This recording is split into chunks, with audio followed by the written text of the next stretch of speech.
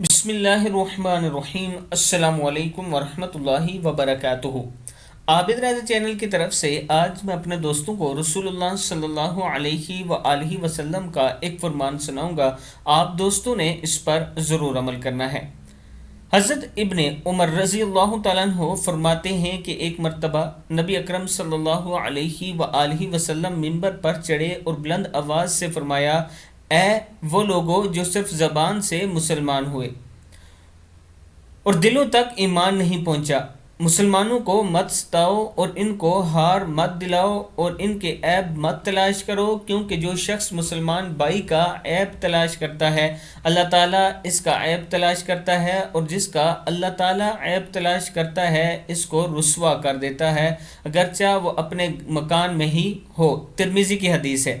یعنی ہمیں اجازت نہیں کہ ہم کسی مسلمان بھائی کا عیب تلاش کریں، اس سے رسول اللہ صلی اللہ علیہ وآلہ وسلم نے منع فرمایا ہے۔ لیکن آج کل یہ برائی ہمارے معاشرے میں اتنی عام ہو چکی ہے کہ آپ سوچ بھی نہیں سکتے۔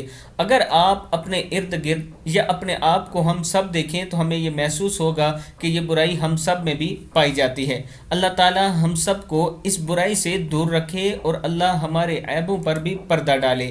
السلام علیکم ورحمۃ اللہ وبرکاتہ۔